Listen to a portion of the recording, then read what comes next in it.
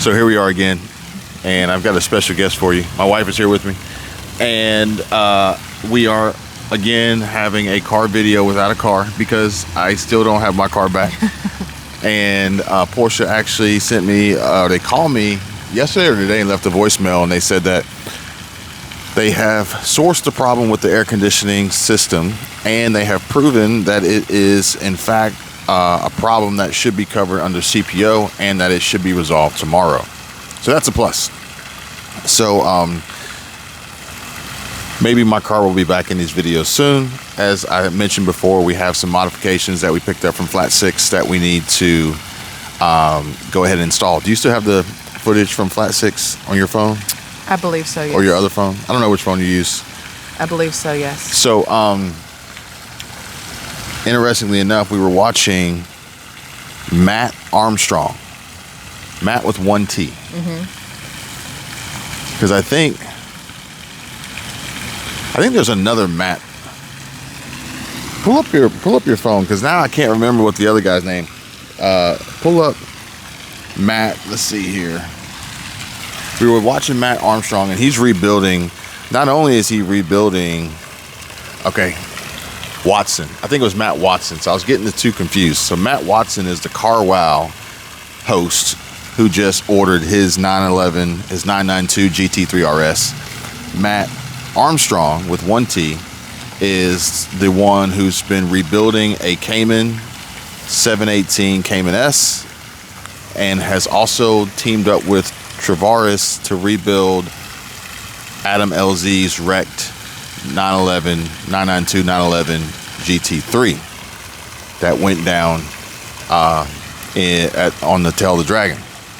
So as we're watching Mat Armstrong, and he's taken his yellow, I believe it's yellow, whatever color he chose is yellow, but it looks orange in the videos. Yeah. He takes it to Porsche, they're inspecting it, he's getting it ready, but he said he had some comments that stated that he made the car look like a GT4 RS, although it is not.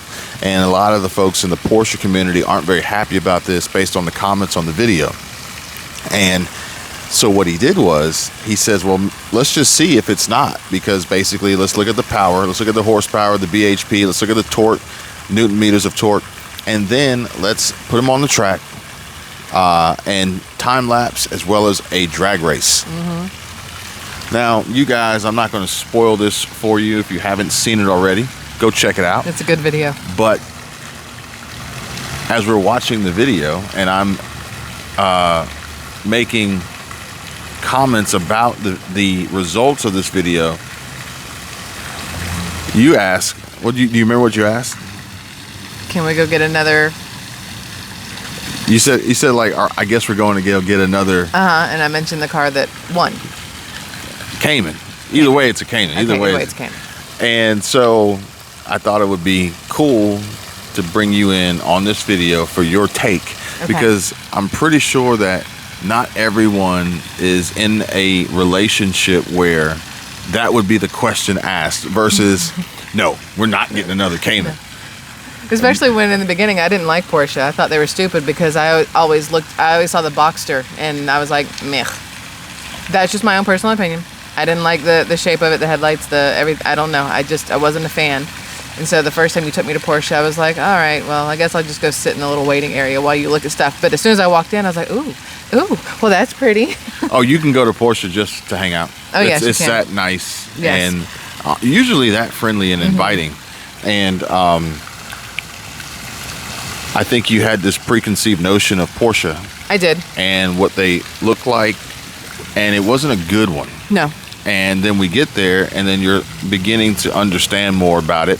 Correct. You go for a test drive with the salesperson, yes. which was Matt McPherson, I believe, or Mike McPherson. Mike McPherson. And I think Porsche trains their salespeople to do the test drive in a specific way. I don't think Porsche will ever allow the customer to take the car off the lot. Which is smart, because you might not realize how it feels if you're not a passenger first. I don't think they would ever allow it, and I think they were instructed to do a launch control launch Yes. as soon as you pull out. Like, Yes. and it will instantly set the mood. And you came back with the biggest grin on your face, Yeah. and now you love the car, and that's Yeah. actually one of your favorites, and you even more than the ZL1 with 700 plus horsepower that you actually had a track day in. Which I love track days. The 7.8 or the 987 Cayman base was actually one of your favorites, and you actually had a chance to drive it coming down from Tail of the Dragon. Yep. You drove it the last leg when we were in Georgia coming through Suches, which is I think it's Blood Mountain. I don't know. Blood Mountain, I think, is that one, yeah.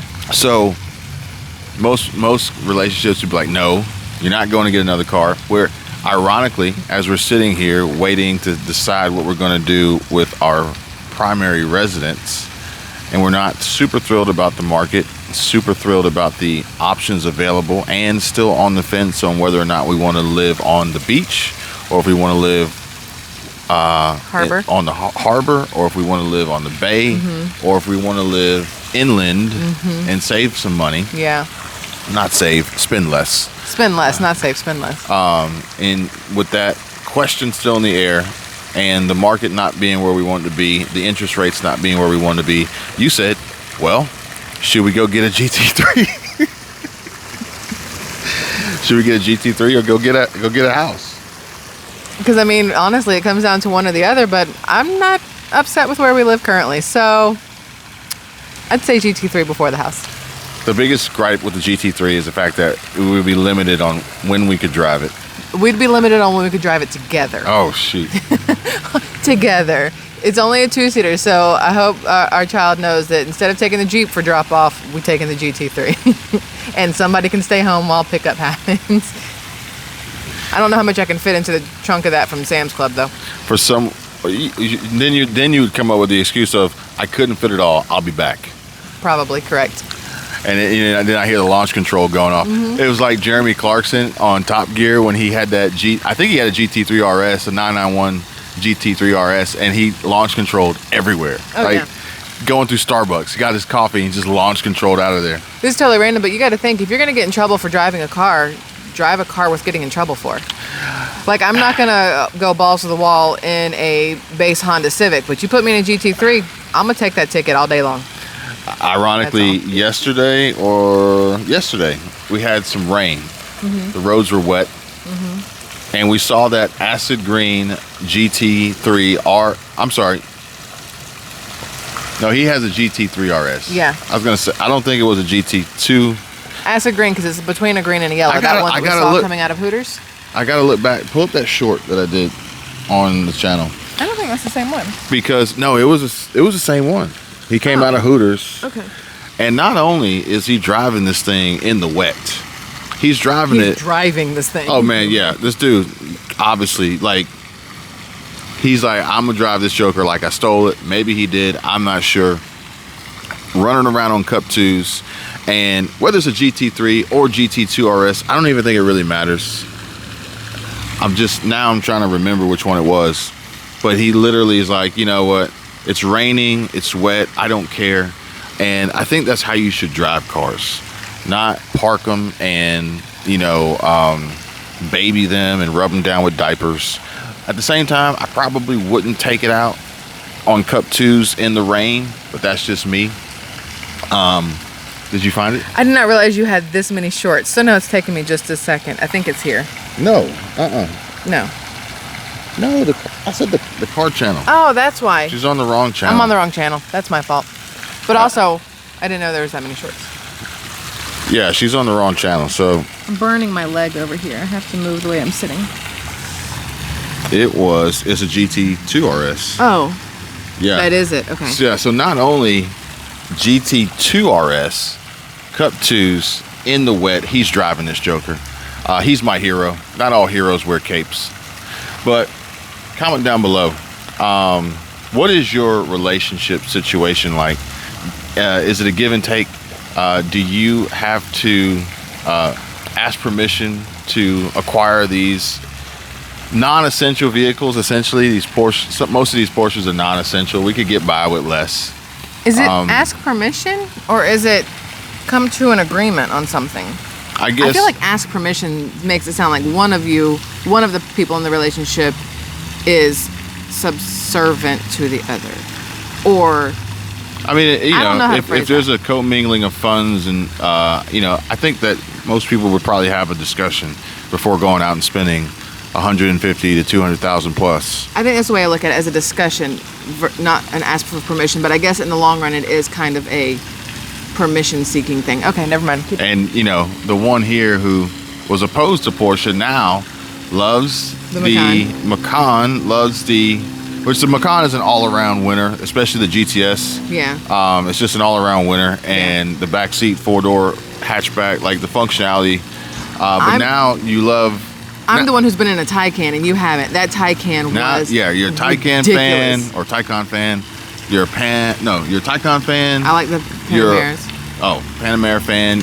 Cayenne for sure. Oh yeah, and then what's the one I like visually? The one bigger than yours? Cayenne. Yeah, that's what I thought. I like the meaty butt of it, basically. Yeah, so now you're a Porsche fan. Yeah, I'm a Porsche fan. I was a BMW girl, and then we had the BMW, and I liked the BMW. I drove it in the mountains and stuff too, but not as fun as the Porsche. There's something about a PDK. There is. You know. Remember, we drove all the way to North Carolina to test drive a manual before we decided on the PDK. Because I love manual, personally. I don't remember the name of the dealership. Nice dealership. All the cars are indoors in a warehouse. Really and we nice got cars. there because that was the closest manual 987 that we could find that we were considering buying. Granted, red wasn't my first choice, but Same. we were going to make it work. Because there's something about being able to shift gears, being able to just jam that gear in place and go, and the downshift and everything about it, and the sense of satisfaction you get doing it, because a lot of people can't. So it's something interesting that way as well. Less chance your car will get stolen because most people don't know how to drive manuals. Well, actually, there was a video clip on YouTube of these thieves trying to steal I think it was a STI, and they couldn't drive a manual. So they had to get out and run away. Yeah. But ironically, the Porsche is in its own category, because if you've ever experienced a PDK, no manual could ever really add up to it. And then in the 987 and in the Caymans and some of the 911s too, the gearing is just too long to really enjoy it. If you're going to drive a manual, you're going to want to manually operate it. You're going to want to bang the gears, and they just weren't. You know, they were doing it for emissions. They were doing it for. That second gear took forever to get through. Now, we'll say. Maybe you've helped me, because I did consider getting a 991 GTS, But and maybe even a 991.1 GTS, naturally aspirated manual, and I'll go with the numeric shifter, because I have heard really good things about the numeric shifter, and it's literally like shifting a bolt action rifle in a 911. Game changer. Okay. Comment down below if you've got any experience with numeric. Comment down below if we should go get a 911. Please comment. Please give the video a like, subscribe to the channel. You guys drive safe. See you real soon. Bye.